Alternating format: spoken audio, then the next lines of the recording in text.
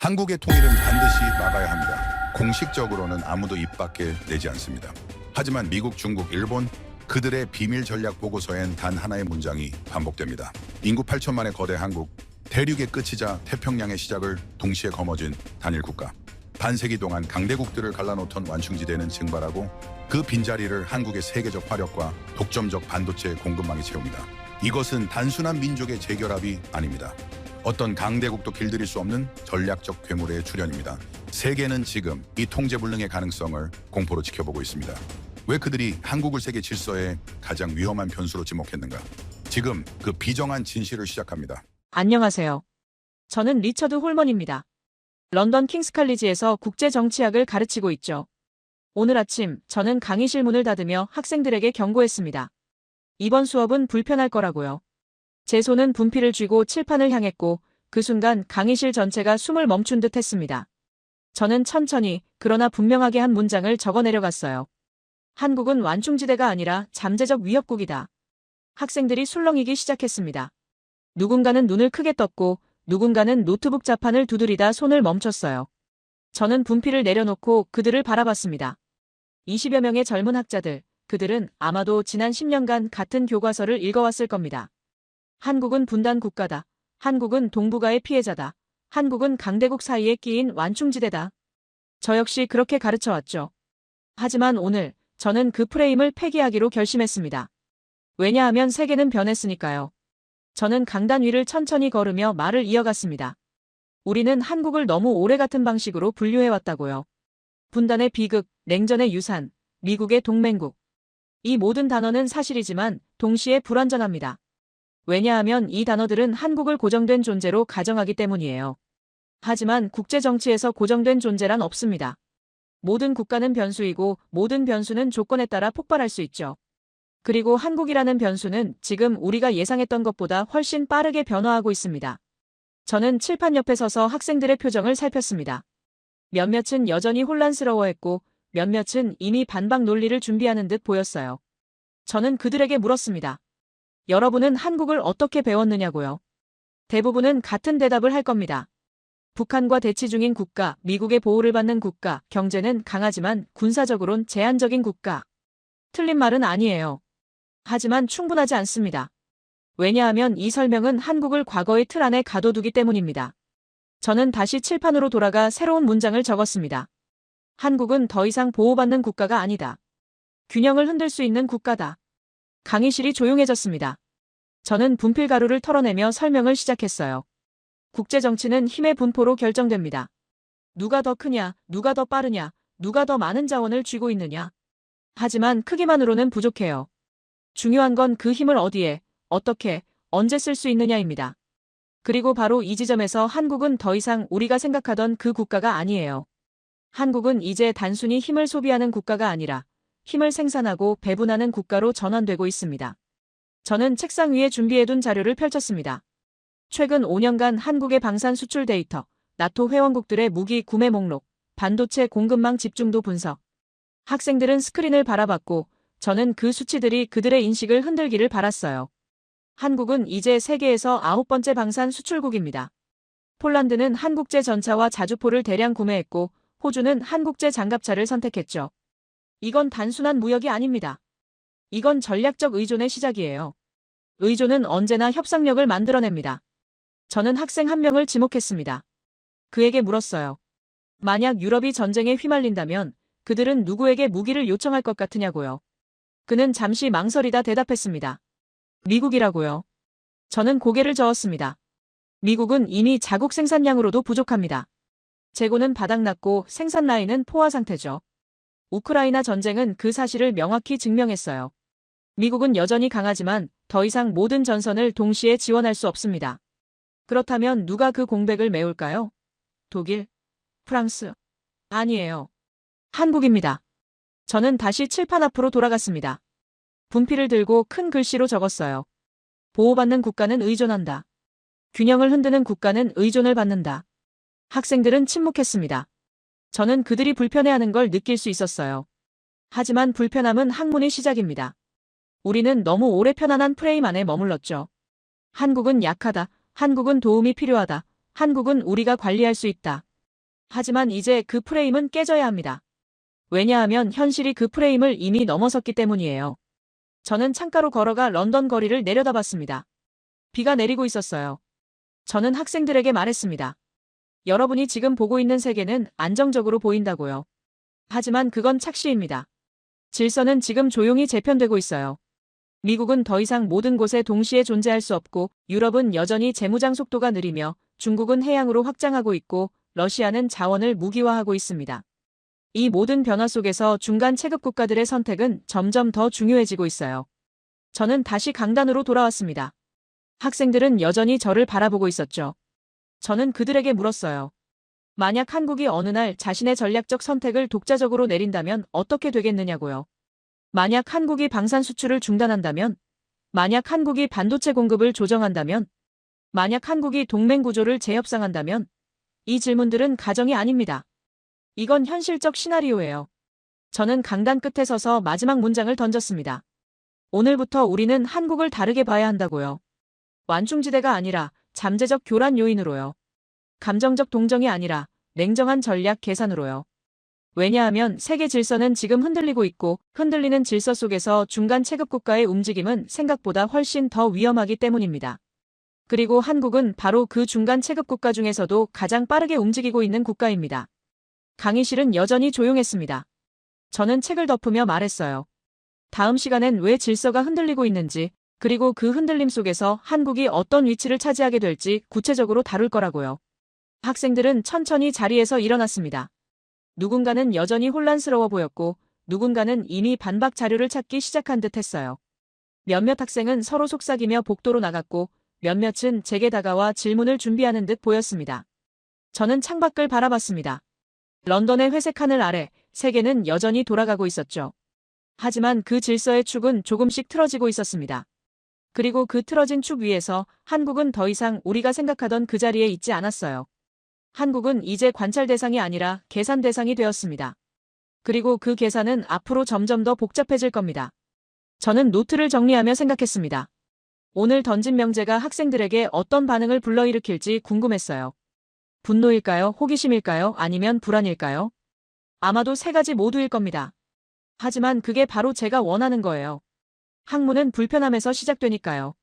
오늘 수업은 끝났습니다. 하지만 이 논의는 이제 막 시작되었죠. 이틀 후, 저는 같은 강의실에 다시 섰습니다. 학생들은 이미 자리에 앉아 있었고, 몇몇은 지난 시간 이후 준비해온 질문지를 펼쳐두고 있었어요. 저는 문을 닫고 강단으로 걸어가며 느낄 수 있었습니다. 이번 시간은 지난번보다 더 날카로울 거라고요. 지난 시간 제가 던진 명제는 도발이었지만, 오늘은 그 도발을 뒷받침할 구조를 보여줘야 했으니까요. 저는 가방에서 자료 뭉치를 꺼내 책상 위에 펼쳤습니다. 미국 국방부 예산 분석 보고서, 유럽연합 군사 지출 현황, 중국 해군 확장 타임라인, 러시아 에너지 수출 데이터, 글로벌 공급망 분절 지도. 학생들은 스크린을 응시했고, 저는 첫 페이지를 띄우며 말했습니다. 지난 시간 제가 한국을 위협국으로 규정했을 때, 여러분 중 많은 사람이 의아해했을 거라고요. 어떻게 중간 체급 국가가 위협이 될 수 있느냐고요. 저는 천천히 강의실을 가로지르며 설명을 시작했습니다. 위협은 절대적 힘에서 나오지 않는다고요. 위협은 상대적 변화에서 나옵니다. 그리고 지금 세계는 바로 그 상대적 변화의 한복판에 있어요. 강대국들은 여전히 크지만 그 크기를 효과적으로 사용하지 못하고 있습니다. 왜냐하면 질서 자체가 흔들리고 있기 때문이죠. 저는 칠판에 5개의 단어를 적었습니다. 미국, 유럽, 중국, 러시아, 공급망. 학생들은 노트를 펼쳤고 저는 분필을 내려놓으며 하나씩 설명했어요. 먼저 미국입니다. 미국은 여전히 세계 최강국이지만 동시에 모든 전선에 존재할 수 없는 국가가 되었습니다. 인도와 태평양 전략, 유럽 방위 공약, 중동 안정화, 이 모든 걸 동시에 감당하려면 미국의 병참 능력은 한계를 넘어섭니다. 우크라이나 전쟁이 그걸 증명했죠. 미국은 무기를 보냈지만 생산 속도는 소비 속도를 따라잡지 못했어요. 재고는 바닥났고 동맹국들은 불안해하기 시작했습니다. 저는 두 번째 단어를 가리켰습니다. 유럽이에요. 유럽은 재무장을 선언했지만 실행 속도는 느립니다. 독일은 1,000억 유로 국방기금을 조성했지만 실제 전력화까지는 수년이 걸릴 겁니다. 프랑스는 자체 방산 기반을 갖췄지만 대량 생산 속도에선 한계가 명확해요. 영국은 재정 압박에 시달리고 있고 동유럽 국가들은 급하게 무기를 찾고 있지만 공급처가 부족합니다. 바로 이 지점에서 공백이 발생했어요. 학생 한 명이 손을 들었습니다.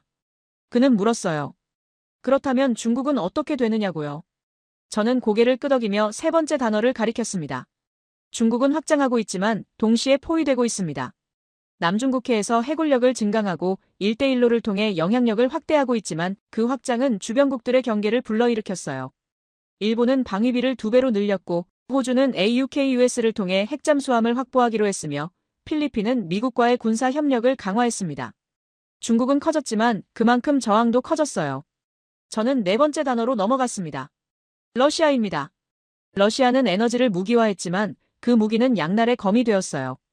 유럽은 러시아 가스 의존도를 급격히 낮췄고 대신 미국과 중동, 북아프리카로 공급처를 다변화했습니다. 러시아는 전쟁을 통해 영향력을 유지하려 했지만 경제 제재와 고립은 장기적으론 국력을 약화시킬 겁니다. 강대국은 여전히 위협적이지만 예전처럼 압도적이진 않아요. 저는 마지막 단어를 가리켰습니다. 공급망이에요. 이게 가장 중요합니다. 팬데믹 이후 세계는 공급망이 얼마나 취약한지 깨달았어요.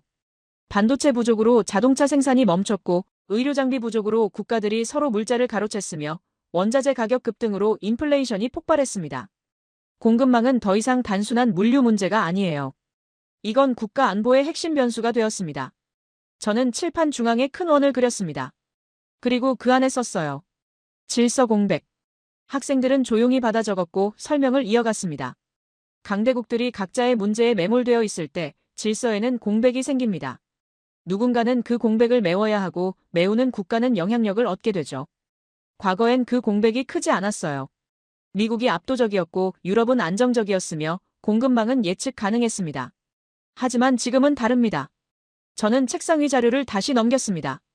폴란드의 한국제 무기 구매 계약서, 나토 회원국들의 긴급 군수 요청 목록, 유럽 반도체 수입 의존도 분석.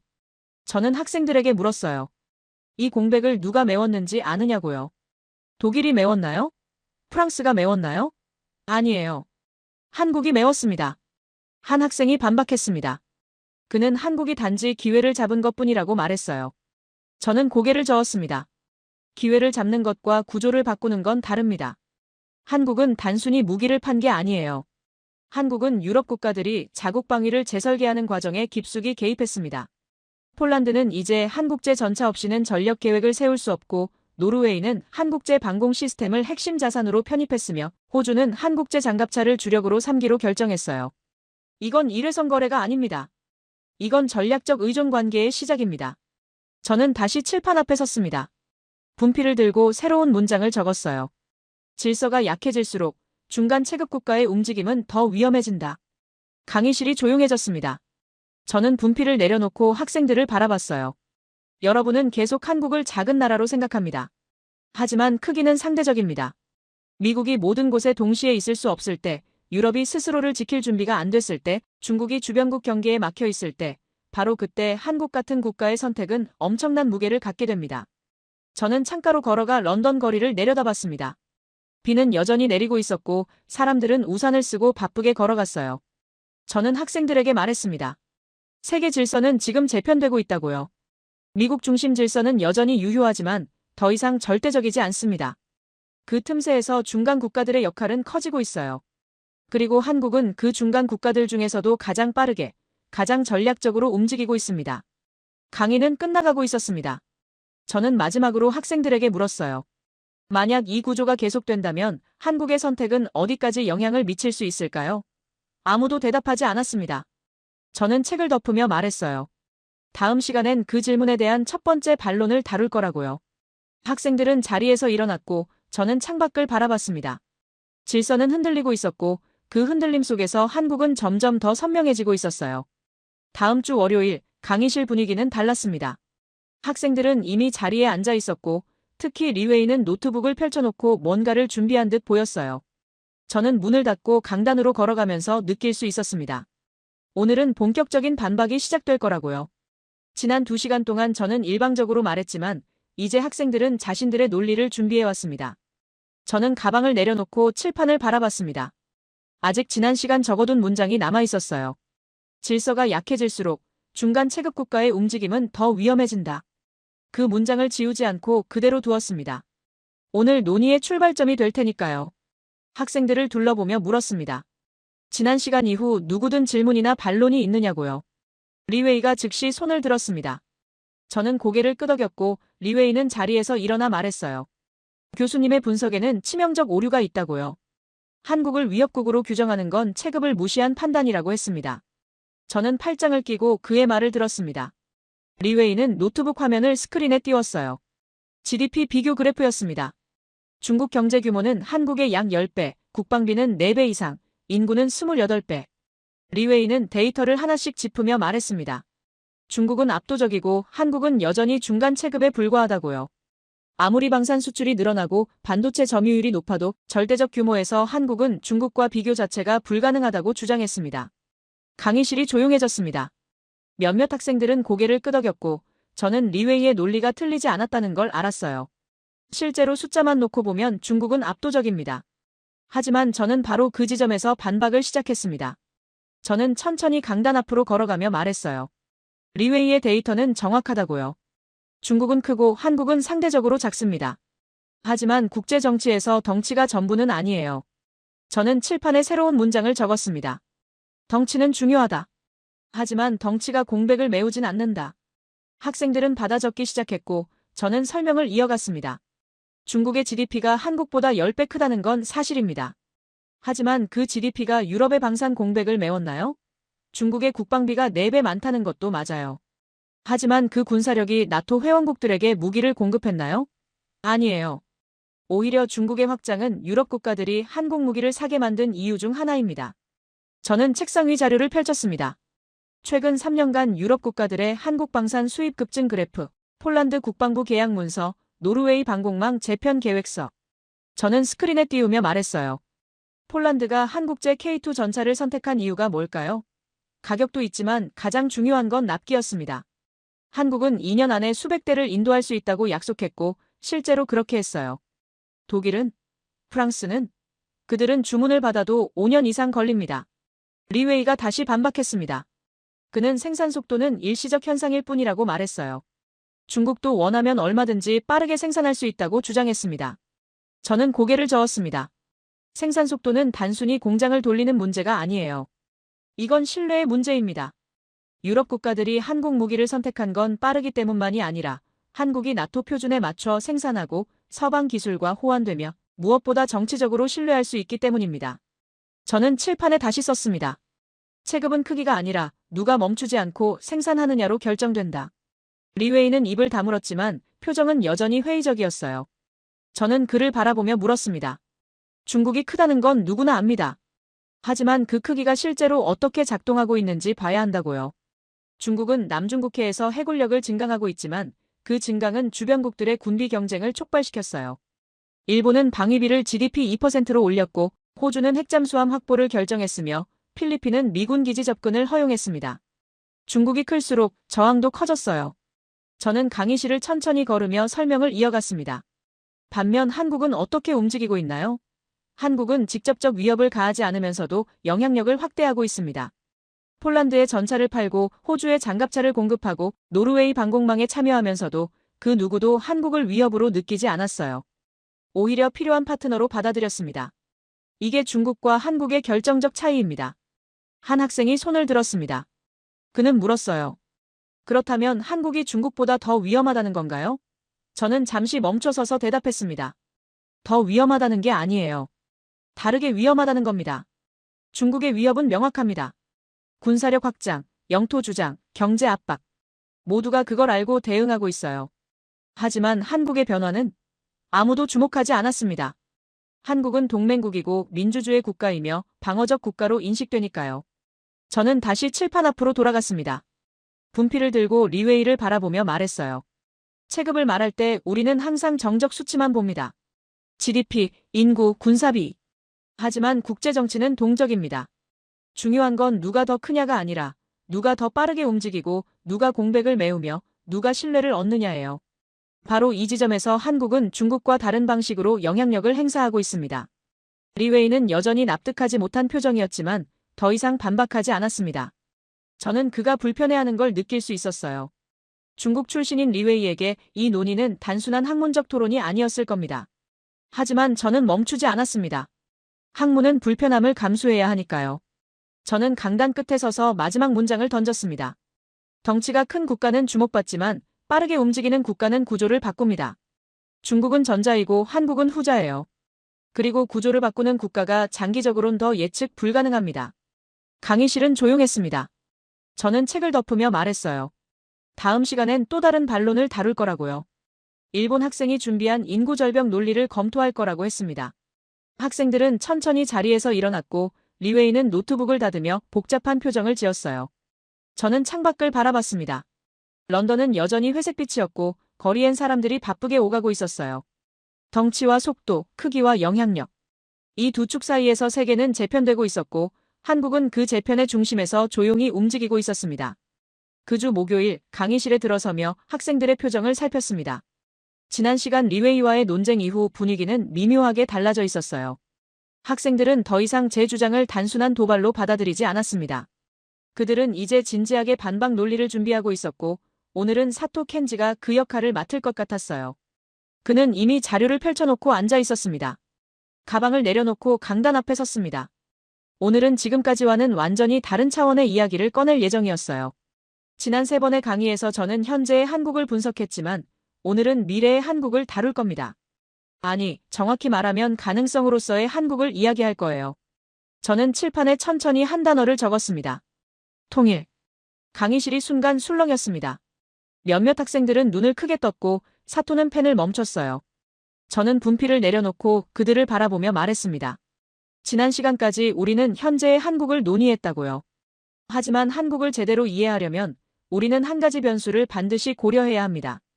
바로 통일이라는 가능성이에요. 학생 한 명이 손을 들었습니다. 그는 물었어요. 통일은 현실적이지 않은 가정 아니냐고요. 저는 고개를 저었습니다. 현실적이지 않다는 건 일어나지 않는다는 뜻이 아니에요. 독일 통일도 1989년 이전엔 비현실적으로 보였습니다. 소련 붕괴도 1990년 이전엔 상상할 수 없었어요. 역사는 비현실적 사건들로 가득합니다. 그리고 바로 그 비현실적 사건들이 세계 질서를 재설계했죠. 저는 책상 위에 준비해둔 지도를 펼쳤습니다. 한반도 지도였어요. 저는 그걸 스크린에 띄우며 설명을 시작했습니다. 가정해봅시다. 어느 날 어떤 방식으로든 통일이 현실이 됩니다. 평화적 합의든 북한 체제 붕괴든 과정은 중요하지 않아요. 중요한 건 그 순간 무슨 일이 벌어지느냐입니다. 저는 지도 위 휴전선을 가리켰습니다. 첫 번째 변화는 공간 재편입니다.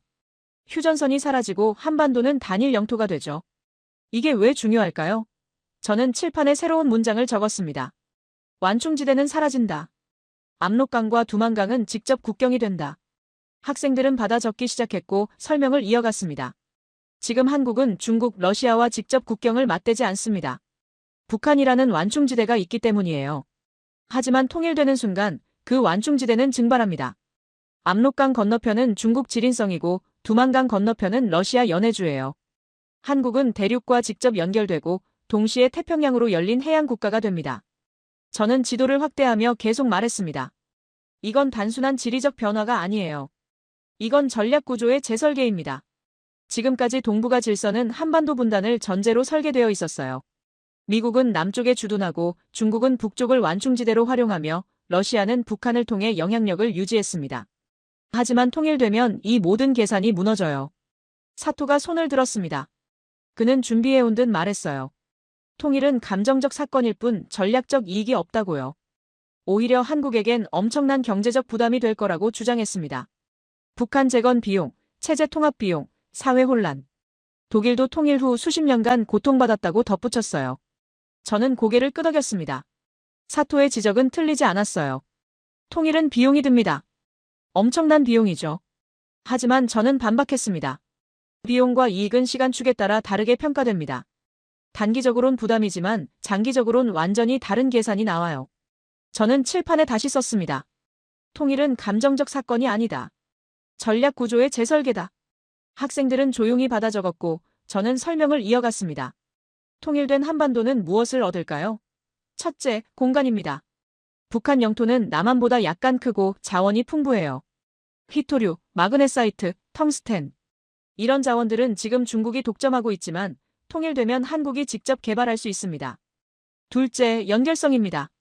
시베리아 횡단철도, 중국 동북 삼성 연결, 유라시아 대륙 접근. 한국은 더 이상 섬처럼 고립된 반도가 아니라 대륙과 해양을 동시에 연결하는 허브가 되죠. 저는 지도를 다시 가리켰습니다. 세 번째는 시장입니다. 북한 인구 약 2,500만, 남한 인구 약 5천만. 합치면 7,500만에서 8천만 규모의 단일 시장이 형성돼요. 이건 영국보다 크고 프랑스와 비슷하며 독일보다 약간 작은 규모입니다. 유럽의 주요 강국과 동급 체급이 되는 거죠. 한 학생이 물었습니다. 하지만 북한은 낙후되어 있지 않냐고요. 저는 웃으며 대답했습니다. 낙후는 비용이지만 동시에 기회이기도 해요. 낙후된 지역은 재건 투자가 필요하고 재건 투자는 경제 성장을 촉발합니다. 독일은 통일 후 동독 재건에 수조 유로를 쏟아부었지만 그 과정에서 새로운 인프라, 새로운 산업, 새로운 시장을 만들어냈어요. 한국도 마찬가지일 겁니다. 저는 강의실을 천천히 걸으며 설명을 이어갔습니다. 가장 중요한 건 네 번째 요소입니다. 바로 인식의 변화예요. 지금 한국은 분단 국가로 인식됩니다. 불완전하고 취약하며 외부 지원이 필요한 국가로 보이죠. 하지만 통일되면 한국은 완성된 국가가 됩니다. 더 이상 미완의 프로젝트가 아니라 독자적으로 작동하는 완결된 전략 단위가 되는 거예요. 저는 칠판 앞에 다시 섰습니다. 분필을 들고 학생들을 바라보며 말했습니다. 여러분은 계속 통일을 한국의 내부 문제로만 봅니다. 하지만 통일은 영내 질서 전체를 재편하는 사건이에요. 중국은 완충지대를 잃고 러시아는 영향력 통로를 상실하며 미국은 동맹 구조를 재협상해야 하고 일본은 새로운 이웃 국가와 관계를 정립해야 합니다. 사토는 여전히 회의적 표정이었지만 더 이상 반박하지 않았습니다. 저는 그가 불편해하는 걸 느낄 수 있었어요. 일본에게 통일된 한국은 단순한 이웃 국가가 아니라 경쟁 구도가 완전히 바뀌는 사건이니까요. 저는 마지막 문장을 칠판에 적었습니다.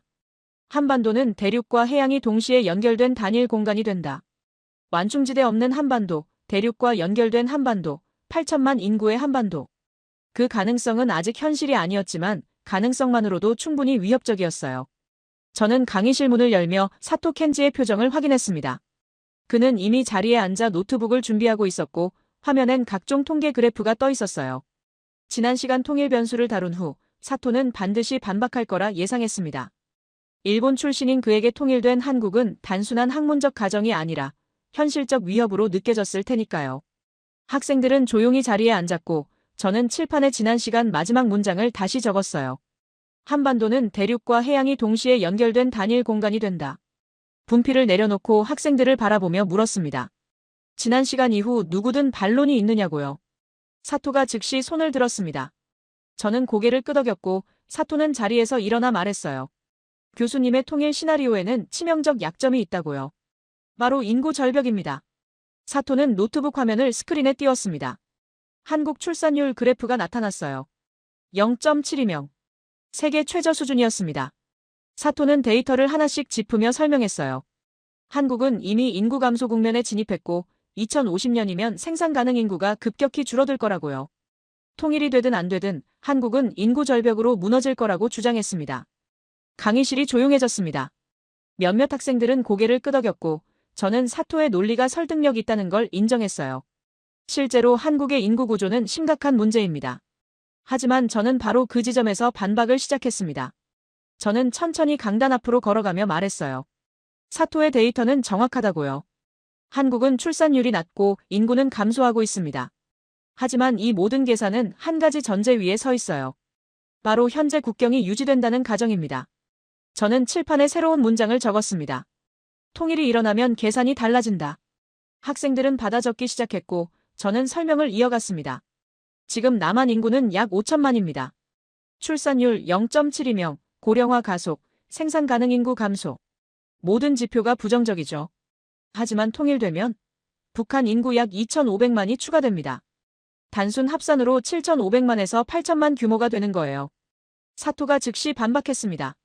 하지만 북한 인구도 고령화되고 있지 않냐고요. 저는 고개를 저었습니다. 북한의 인구 구조는 남한과 다릅니다.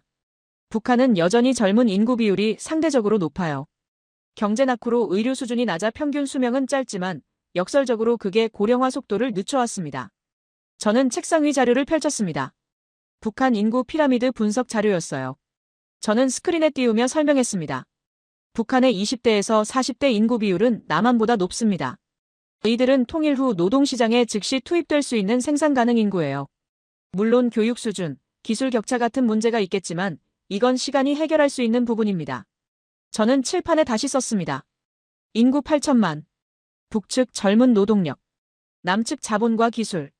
재건 투자 특수. 사토는 입술을 깨물었지만 계속 반박했습니다. 그는 통일 비용이 엄청날 거라고 말했어요. 독일은 통일 후 수십 년간 동독 재건에 천문학적 자금을 쏟아부었고 그 부담이 독일 경제를 짓눌렀다고 주장했습니다.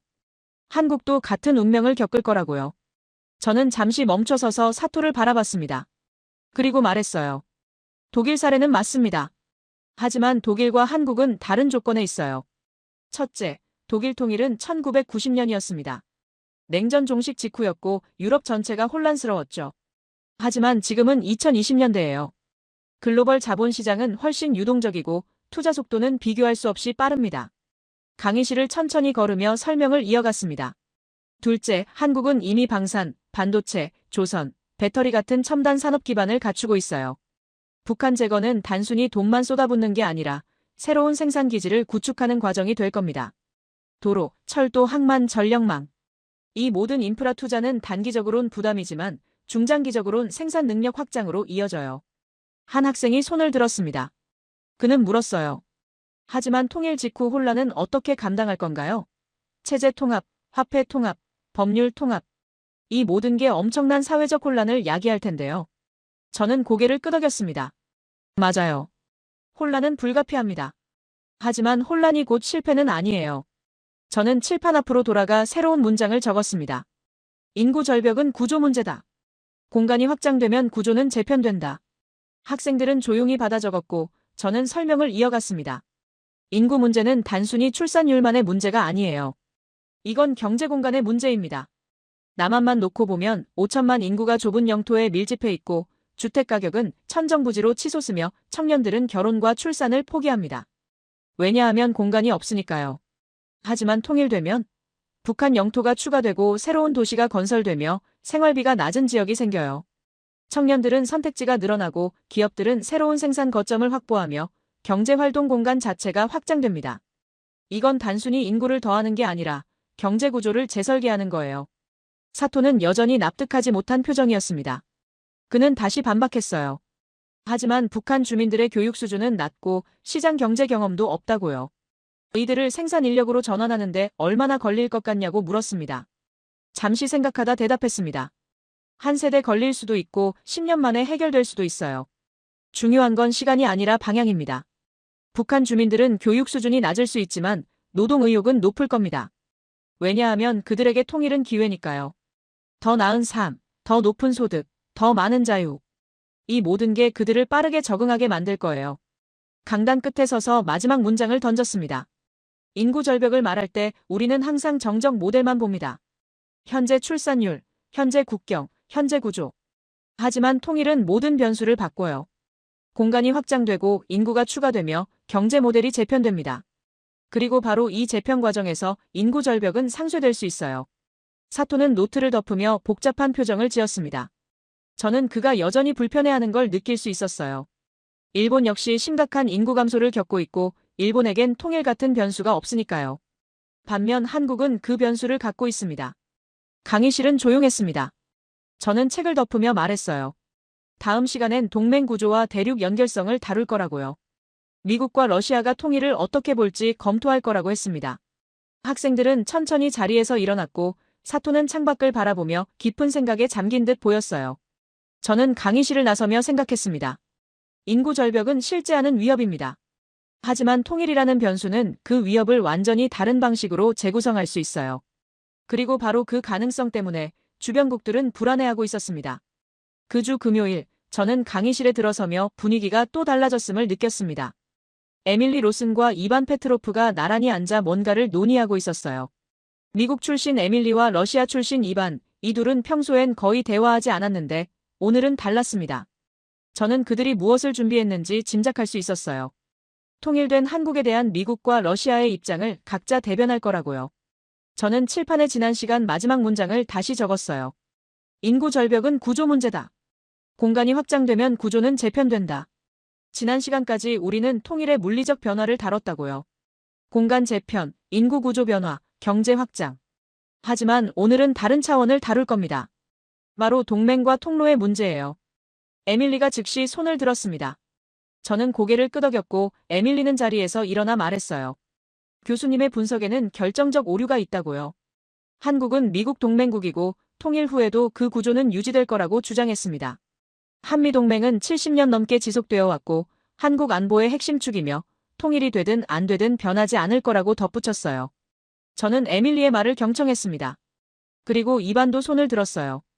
이반은 다른 각도에서 반박했습니다. 통일된 한국은 대륙 연결의 통로가 될 거라고요. 시베리아 횡단철도 에너지 파이프라인, 유라시아 물류망. 이 모든 게 러시아를 거쳐야 하고 따라서 한국은 러시아와 협력할 수밖에 없다고 주장했습니다. 강의실이 조용해졌습니다. 두 학생은 각자의 논리로 통일된 한국을 자국 영향권 안에 묶어두려 했어요. 하지만 저는 바로 그 지점에서 반박을 시작했습니다. 저는 천천히 강단 앞으로 걸어가며 말했어요. 에밀리와 이반 모두 일리 있는 주장을 했다고요. 하지만 둘 다 같은 착각에 빠져 있습니다. 저는 칠판에 새로운 문장을 적었습니다. 동맹은 신뢰가 아니라 상호 의존이다. 학생들은 받아 적기 시작했고 저는 설명을 이어갔습니다. 에밀리, 당신은 한미동맹이 영구적이라고 생각하나요?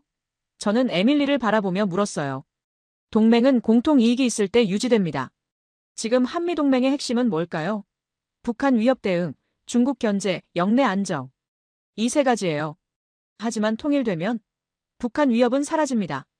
중국 견제는 여전히 유효하겠지만 통일된 한국은 더 이상 일방적으로 미국에 의존하지 않아요. 왜냐하면 한국 자체가 충분히 강해지니까요. 인구 8천만, 첨단 산업 기반, 대륙 연결성. 이 모든 걸 갖춘 한국은 미국과 대등하게 협상할 수 있는 국가가 됩니다. 에밀리가 반박했습니다. 하지만 한국은 여전히 미국 군사력에 의존할 거라고요.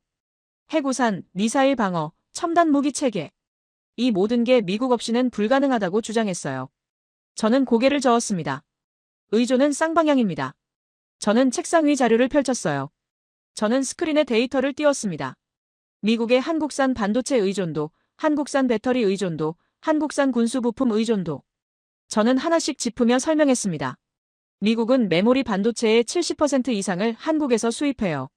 전기차 배터리는 역시 한국이 핵심 공급국입니다. 최근엔 군수부품까지 한국산 의존도가 높아지고 있어요. 저는 칠판에 다시 썼습니다. 메모리 반도체 집중, 첨단 무기 부품 의존, AI 서버 공급망. 에밀리는 입술을 깨물었지만 계속 반박했습니다. 하지만 그건 경제 문제일 뿐이고 안보는 다르다고요. 저는 웃으며 대답했어요. 경제와 안보는 더 이상 분리되지 않습니다.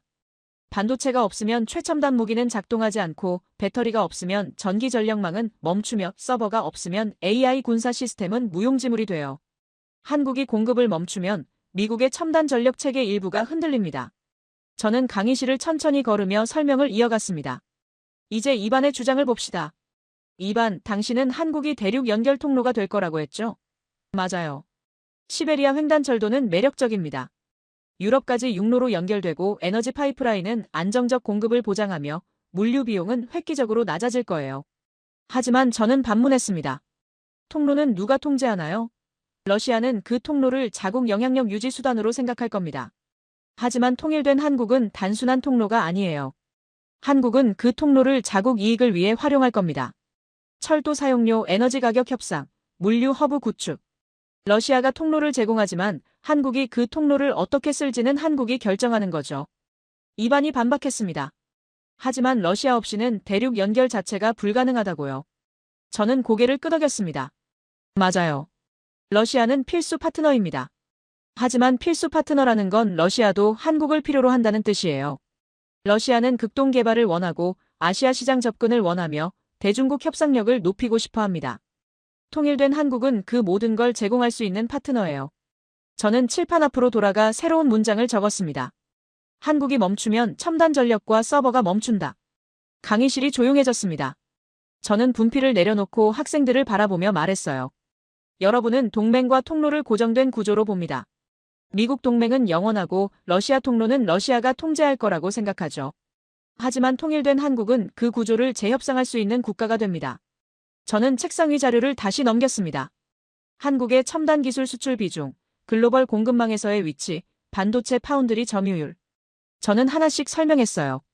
한국은 이미 공급망의 핵심 노드입니다. 통일되면 그 위치는 더 강화돼요.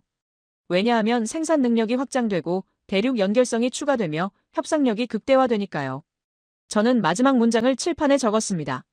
국가들은 통일을 반대하지 않는다. 통제할 수 없는 통일을 두려워한다. 에밀리와 이반은 서로를 바라봤습니다. 두 사람 모두 불편한 표정이었어요. 저는 그들이 깨닫기 시작했다고 느꼈습니다. 통일된 한국은 미국의 충실한 동맹국도 러시아의 순종적 통로도 아니라는 걸요. 통일된 한국은 자율적 결정을 내릴 수 있는 독립 변수가 되는 겁니다. 강의실은 조용했습니다. 저는 책을 덮으며 말했어요. 다음 시간부터는 군사력이 아니라 연결성이 왜 더 중요한지, 그리고 세계가 왜 통일을 경계하는지 최종 결론을 다룰 거라고 했습니다. 학생들은 천천히 자리에서 일어났고 에밀리와 이반은 말없이 강의실을 나갔어요. 저는 창밖을 바라봤습니다. 런던 거리는 여전히 바쁘게 돌아가고 있었지만 제 머릿속엔 한반도 지도가 떠올랐습니다. 동맹과 통로 사이에서 통일된 한국은 누구의 소유물도 아니었습니다. 그리고 바로 그 자율성이 세계를 가장 불안하게 만드는 요소였어요. 지난 몇 주간의 논의를 거치며 그들은 더 이상 단순한 학생이 아니었어요. 리웨이는 여전히 회의적이었지만 귀 기울이고 있었고 사토는 불편해하면서도 논리를 따라오고 있었으며 에밀리와 이반은 각자의 입장을 재검토하기 시작했습니다. 오늘은 이 모든 논의를 하나로 묶을 시간이었어요. 칠판엔 아직 지난 시간 마지막 문장이 남아 있었어요. 국가들은 통일을 반대하지 않는다. 통제할 수 없는 통일을 두려워한다. 저는 그 문장을 지우지 않고 그대로 두었습니다. 오늘 논의의 출발점이 될 테니까요. 저는 학생들을 둘러보며 말했습니다. 지난 몇 주간 우리는 한국을 다뤘다고요. 현재의 한국 통일의 가능성, 주변국들의 반응. 하지만 오늘은 핵심 질문을 던져야 합니다. 도대체 무엇이 한국을 위협으로 만드느냐고요. 저는 천천히 강의실을 걸으며 설명을 시작했습니다. 여러분은 계속 군사력 숫자만 봅니다. 전차 몇 대, 전투기 몇 대, 군인 몇 명. 이런 지표들로 한국을 평가하죠. 하지만 그건 20세기 사고방식이에요. 21세기 위협은 다른 방식으로 작동합니다. 저는 칠판에 4개의 단어를 적었습니다. 연결성, 생산 속도, 공급망 집중, 공간 재편. 학생들은 조용히 받아 적었고 저는 분필을 내려놓으며 하나씩 설명했어요. 첫 번째, 연결성입니다. 한국은 이미 글로벌 공급망의 핵심 노드예요. 반도체, 배터리, 디스플레이, 조선, 방산. 이 모든 산업에서 한국은 대체 불가능한 위치를 차지하고 있습니다. 미국 빅테크 기업들은 한국산 메모리 반도체 없이는 데이터 센터를 돌릴 수 없고 유럽 자동차 회사들은 한국산 배터리 없이는 전기차를 만들 수 없으며 동유럽 국가들은 한국산 무기 없이는 방위 계획을 세울 수 없어요. 저는 책상 위 자료를 펼쳤습니다. 글로벌 공급망 지도였어요. 저는 스크린에 띄우며 설명했습니다. 이 지도를 보세요. 반도체 공급망은 한국과 대만에 집중되어 있고 배터리 공급망은 한국과 중국이 양분하고 있으며 조선은 한국이 압도적이고 최근엔 방산까지 한국의 점유율이 급증하고 있습니다. 이게 의미하는 건 뭘까요? 한 학생이 손을 들었습니다. 그는 물었어요. 하지만 중국도 같은 위치에 있지 않냐고요. 중국도 공급망의 핵심 노드인데 왜 한국만 특별한가요? 저는 고개를 끄덕였습니다. 좋은 질문이에요. 중국도 공급망 핵심입니다. 하지만 중국과 한국의 결정적 차이는 신뢰예요. 저는 칠판에 다시 썼습니다.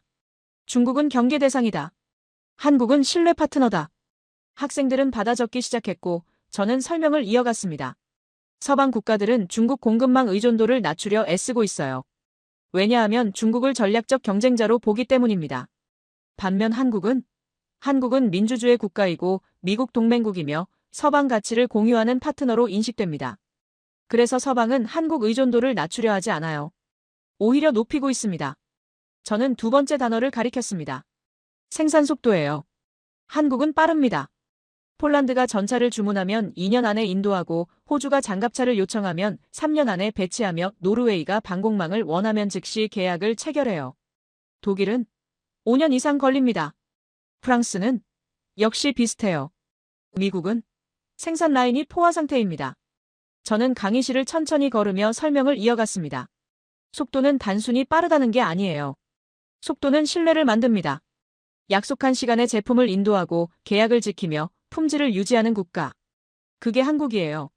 그리고 이 신뢰가 쌓이면서 한국은 단순한 공급자가 아니라 전략적 파트너가 되었습니다.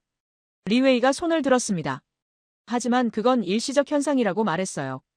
중국이 마음먹으면 더 빠르게 생산할 수 있고 미국도 생산 라인을 확장하면 된다고 주장했습니다. 저는 고개를 저었습니다. 생산 라인 확장은 시간이 걸려요. 최소 5년에서 10년입니다. 그리고 그 시간 동안 한국은 더 앞서 나갑니다. 저는 세 번째 단어를 가리켰습니다. 공급망 집중이에요. 이게 가장 위험한 부분입니다. 한국에 대한 의존도가 높아질수록 한국의 협상력은 커져요.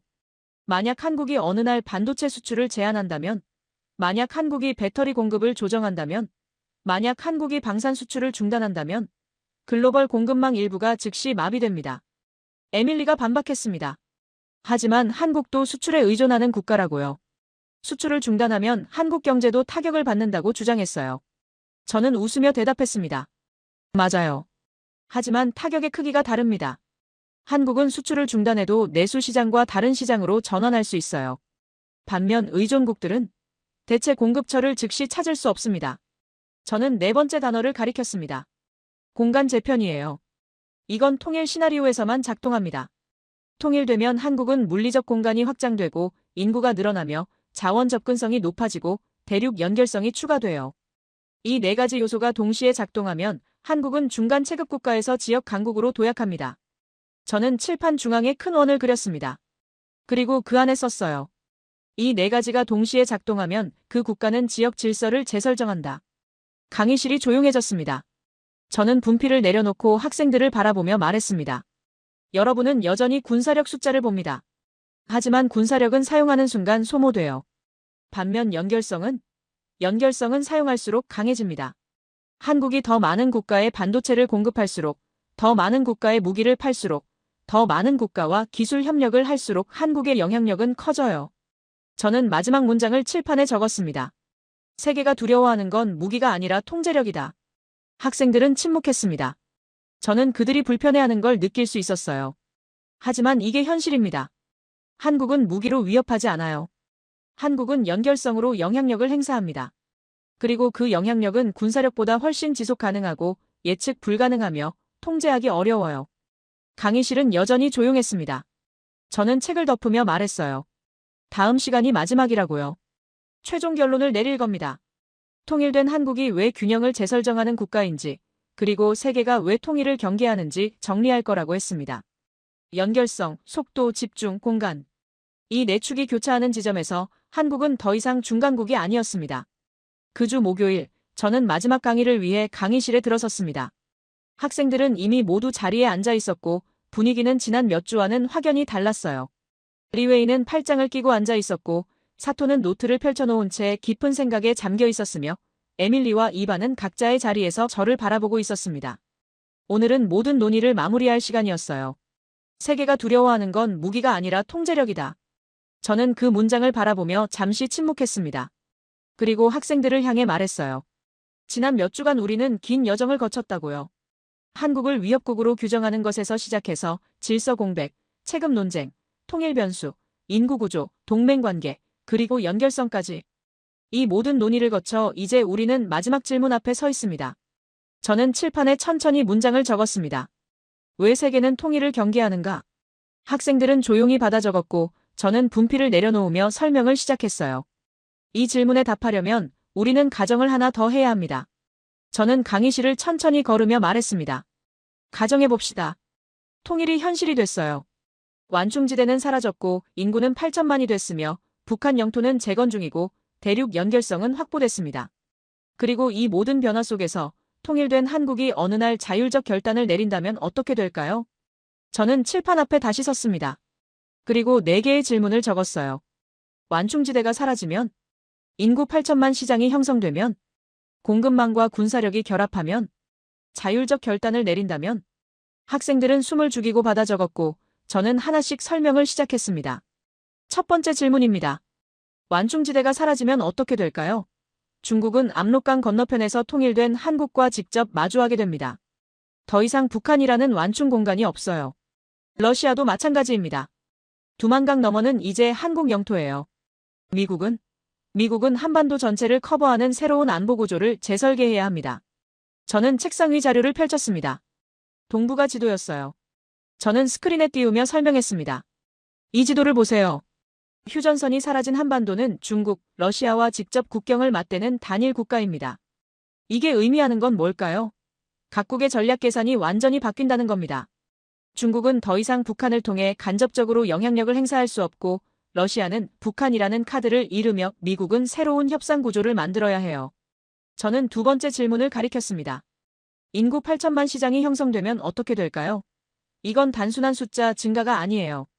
8천만은 영국보다 크고 프랑스와 비슷하며 독일에 근접한 규모입니다. 게다가 이 8천만은 높은 교육 수준, 첨단 기술 기반, 강력한 제조업 역량을 갖춘 인구예요. 북한 재건 과정에서 엄청난 투자가 유입되고 새로운 산업 클러스터가 형성되며 내수 시장이 폭발적으로 성장합니다. 한 학생이 손을 들었습니다. 하지만 그 과정엔 수십 년이 걸리지 않냐고 물었어요. 저는 고개를 끄덕였습니다. 맞아요. 시간은 걸립니다. 하지만 방향은 명확해요. 그리고 바로 그 방향성 때문에 주변국들은 불안해합니다. 왜냐하면 20년 후, 30년 후 한국이 어떤 국가가 될지 예측할 수 없으니까요. 저는 세 번째 질문을 가리켰습니다. 공급망과 군사력이 결합하면 어떻게 될까요? 이게 가장 위험한 시나리오예요. 한국은 이미 글로벌 공급망의 핵심 노드입니다. 반도체, 배터리, 조선, 방산. 여기에 통일 후 확장된 생산 능력과 군사력이 결합되면 한국은 경제적 영향력과 군사적 영향력을 동시에 행사할 수 있는 국가가 됩니다. 리웨이가 손을 들었습니다. 하지만 한국은 여전히 중국보다 작다고 말했어요. 저는 웃으며 대답했습니다. 크기는 중요하지 않아요. 중요한 건 위치와 타이밍입니다. 한국은 대륙과 해양의 교차점에 있고 글로벌 공급망의 중심에 있으며 첨단 기술을 보유하고 있어요. 이 모든 요소가 결합되면 한국은 자신보다 큰 국가들의 전략 계산에 영향을 미칠 수 있습니다. 저는 네 번째 질문을 가리켰습니다. 자율적 결단을 내린다면? 이게 핵심입니다. 지금까지 한국은 미국 동맹 구조 안에서 움직였어요. 하지만 통일된 한국은 충분히 강해져서 독자적 판단을 내릴 수 있는 국가가 됩니다. 만약 한국이 어느 날 반도체 수출을 조정한다면, 만약 한국이 방산 수출을 특정 국가에만 집중한다면, 만약 한국이 대륙 연결철도 사용권을 협상 카드로 쓴다면, 에밀리가 반박했습니다. 하지만 한국은 여전히 동맹국이고 민주주의 국가라고요. 저는 고개를 저었습니다. 동맹은 영구적이지 않아요. 이익이 일치할 때 유지되고 이익이 엇갈리면 재협상됩니다. 민주주의 국가라는 것도 마찬가지예요. 민주주의는 예측 가능성을 보장하지 않습니다. 오히려 선거를 통해 정권이 바뀌고 정책이 변하며 전략이 재조정될 수 있어요. 저는 칠판 앞에 다시 섰습니다. 분필을 들고 마지막 문장을 적었어요. 각국의 전략 계산은 유지될까요? 강의실이 완전히 조용해졌습니다. 저는 분필을 내려놓고 학생들을 바라보며 천천히 말했습니다. 이 질문에 대한 답은 명확해요. 아니오입니다. 유지되지 않습니다. 통일된 한국은 중국의 완충지대 전략을 무너뜨리고 러시아의 영향력 통로를 재협상하게 만들며 미국의 동맹 구조를 재조정하도록 압박하고 일본의 지역 내 위치를 재평가하게 만듭니다. 저는 강의실을 천천히 걸으며 설명을 이어갔습니다. 세계 질서는 균형 위에 서 있어요. 그 균형은 각국의 전략 계산이 예측 가능할 때 유지됩니다. 하지만 통일된 한국은 그 예측 가능성을 흔들어요. 왜냐하면 한국은 더 이상 약한 국가가 아니고 보호받아야 할 대상도 아니며 누군가의 완충지대도 아니기 때문입니다. 저는 칠판에 최종 문장을 적었습니다. 통일된 한국은 중간국이 아니다. 균형을 재설정하는 국가다. 학생들은 숨을 죽이고 받아 적었고 저는 분필을 내려놓으며 마지막 말을 이어갔습니다. 그래서 세계는 통일을 경계합니다. 공개적으론 지지하지만 내부적으론 두려워해요. 왜냐하면 통일은 단순히 한반도 문제가 아니라 동북아 질서 전체를 재편하는 사건이기 때문입니다.